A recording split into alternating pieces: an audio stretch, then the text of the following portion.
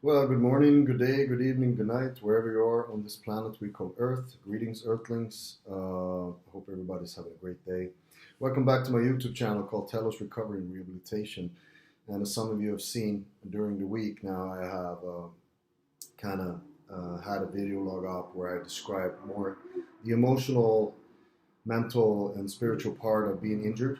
I had surgery about 8 days ago on my arm, and today I figured I'd do a video where I'd focus more on the physical part and try to have it, describe what happened, how the surgery went, and what to expect after an injury like this so far. This is the 8th day after surgery, so I'm going to focus mainly on that. I'm going to try to keep it short because I know most people don't endure a video of like 15 to 20 minutes. So keeping it short, I'm 49 years old. I do work out 5 to 6 times a week. I have a background in martial arts, and so I am a very physical person. And I have had this same injury on my left arm 7 years ago, and had surgery on my left arm too. So I'm going to go from what happened through surgery and what I've been dealing with physically to kind of describe that to you. So first of all, my training regime or my program has been the last year that I've been doing heavy lifting one week and light weights the other week. So this day I was at the gym and this was the heavy week. It was actually leg day. I've been doing some heavy squats and I diverted from my program. I wasn't supposed to do this, but I figured I'd do some deadlifts because that could be good for the back of your legs, your hamstrings. So I decided to divert from my program to do some deadlifts, which I wasn't supposed to do. I did some heavy deadlifts, and I lifted without straps. Probably my ego saying that it's not really a proved lift if you have your straps, right? So what I did to have a better grip is I used the so-called inverted grip technique, where you have one hand pronated, the other hand supinated, and I had my right hand supinated, left hand pronated, lifted up. It was 475 pounds, 220 kilos. I had the weight up, and I instantly felt a tear in my arm, and I heard the sound. It's like a tear of a cloth. It rips. I let go of the weight, and I went straight to the emergency room. So with that being said, I want to say something about this grip technique, and I want to kind of inform you about that because I've had this injury on my left arm before. I remember I talked to the doctor, and he pretty much said that anything where you have your hand supinated and put a lot of pressure to your arm will eventually injure your arm. So from his point of view, of course, not being an athlete, but from a doctor's point, he said, I would like never to see people do anything with the hand supinated like this, because what happens is you have two bones in your lower arm, and the tendon is attached to one of the bones, and as you twist your arm, your tendon twists over the other bone, and then when you put pressure to it, it's very easy for the tendon to rupture. So that was the mistake. I should have known it. My ego got in the way. I was feeling strong. I was feeling great. I was probably now, at 49 years old, at the shape of my life. I figured I'd do a max lift, deadlift, and I did. But I also ruptured my biceps tendon. So anyway, I went straight to tips. Don't do heavy lifting with your hand supinated, even if it's biceps curls, deadlifts, whatever it is. Don't do it when you stress your supination too far, because you might injure yourself. So I went to the emergency room. I pretty much went into the emergency room. I told the doctor it was a distal biceps tendon rupture because I knew. He did the hook test, as they call it, where they take the finger and they try to kind of hook up the tendon from your arm here. And if they don't feel it when you twist your hand and flex your arm, if they can't feel the tendon, then they're pretty sure it's ruptured. So total rupture to the biceps tendon. They scheduled me for surgery 8 days later, which was August the 3rd. And that can be a good thing to know too, that you should have this surgery done within a week or two. 7 to 10 days is recommended to have this surgery done. And the reason for that being that after 2 weeks or after 10 days or 14 days, it becomes way more complicated if you wait too long. So if you have this injury, if you like suspect having this injury, have it examined, ask for the surgery as soon as possible, because after that it could become a way more complicated procedure. So I went into surgery on Monday the 3rd in the morning, and they reattached my biceps tendon. I'm not going to be too technical about the surgery because I'm no orthopedist, but what they do pretty much is that they attach threads to your tendon. They pull the tendon out of a surgery incision. They attach a thread to your tendon. They attach that thread to kind of a metal plate kind of anchor. They drill a hole in your bone and they pull that anchor through, twist it around so it gets stuck, and kind of attach it that way. And I had that surgery done. It was done in a couple of hours. I woke up, 3 or 4 hours later, I was woken up and had some coffee and a sandwich, and they pretty much signed me out.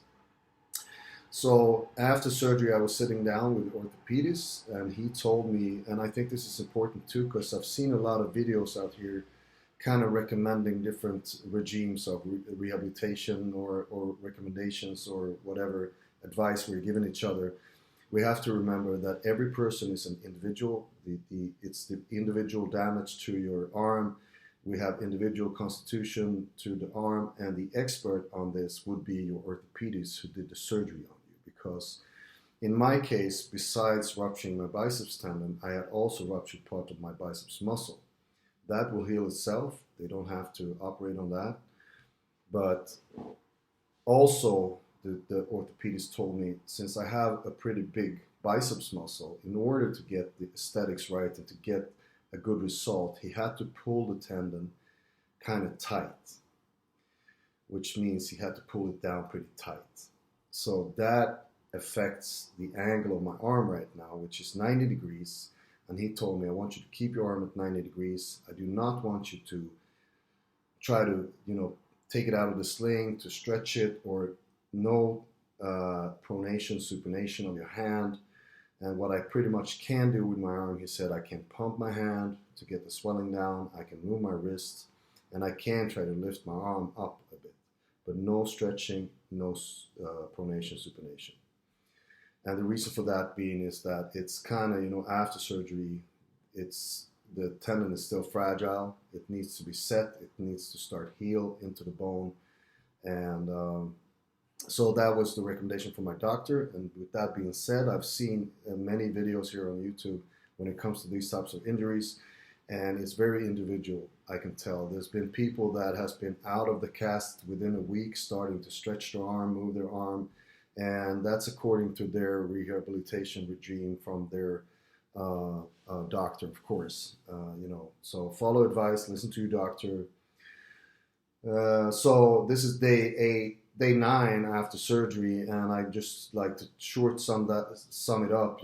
Like I said, it's not much to say. I haven't been able to use my arm very much. It's been pretty much stuck in this position. The pain was, it was pretty bad the first few days. It got a bit better. 5-6 days, I stopped taking the pain medication. I had some paracetamol, which I've been taking up till now, and I probably won't have to use that anymore either. So the pain when it comes to the surgery has been pretty okay. It hasn't been as bad as I expected. The problems though has been the kind of uncomfortable positions with which I sleep in. I kind of half sat up in my couch sleeping because I have not felt comfortable to kind of lie down with my arm, and so that's been part of it. And also keeping your arm fixated like in one position for a longer period of time also puts pressure to other muscles. So besides having the sling around my neck, which has put pressure on my neck, I've also felt, of course, some pain to my back, the back of my shoulder, and I've been having cramps in my triceps muscle and the back of my shoulder. I've been getting cramps in the middle of the night. I've been waking up with some serious cramps, actually, painful cramps that have been very lasting. They've been holding on for a long time, and if you're like me and have cramps in your muscles, it can be pretty painful. So that has been the problem for me, that, you know, I've had some cramps in my arm and my shoulder. And beside that, I've had some nerve twitches to my biceps, of course, because I mean, they do cut your arm open and they can sometimes touch the nerves. And so sometimes the bicep has kind of twitched, and that has been kind of painful. But overall, I would say the pain has been more than manageable. I've also been using meditation techniques when it comes to managing the pain, accepting the situation, and so forth. But I've done other videos on that, and I'm not going to go into that here. I'm just going to pretty much describe the physical part, and this is the physical part so far. This is day 9 after surgery. My arm is still in this sling. I'm going to keep it like this for another 8 days before I go back for my reappointment, where they take out the stitches and probably take off this big bandage that I have here. And from there, we'll see what happens. I'm sure, I think you know, they take a pretty like conservative approach when it comes to, because that's what he did from start, like keeping my arm in 90 degrees for 3 weeks, and maybe keeping it in this position for another couple of weeks before I can really start, like, you know, getting some form of range of motion back. And with that being said, I've seen a couple of videos which has been pretty, you know, for me, pretty disturbing, because a lot of athletes here that have had these injuries, they've been talking about atrophy to your muscles. And of course, if you're like me and you kind of put a lot of time into building muscle and staying in shape, that's kind of a worrying thing. But there's not much to do about it. Of course, if you don't use your muscles, they will start deteriorate, and there's not much that I can do. I can't work my triceps, I can't use my shoulder much, and I can't use my biceps. So I'm just going to have to deal with that later. With that being said, there's also another part, of course, of recovery, as you know, that, you know, is when it's due to nutrition. So what I do is that, of course, like any other time when you work out or anything, I kind of try to have a protein-based diet right now, because that's the building blocks of your body. So here's my morning protein drink. I try to drink those. I try to get my kind of 200 grams of protein every day, because that's like 2 grams per kilo of body weight. So I try to have a protein-based kind of diet right now. I do take some extra vitamins and minerals. I do take extra multivitamins. I do take extra iron, C vitamin.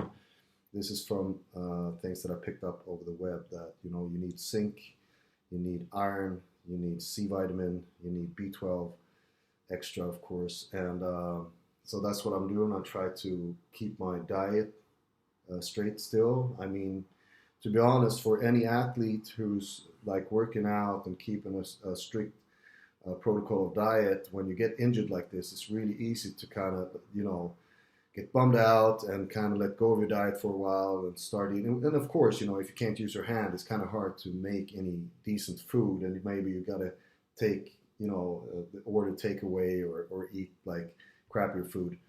So I try not to do that, even though I haven't been eating the best food this week, and I have been, you know, bummed out eating some extra candy and ice cream, because, you know, well, I'm not moving around much anyway. But I think it's important to think about the diet. It's the building blocks of your body, and it helps the healing process.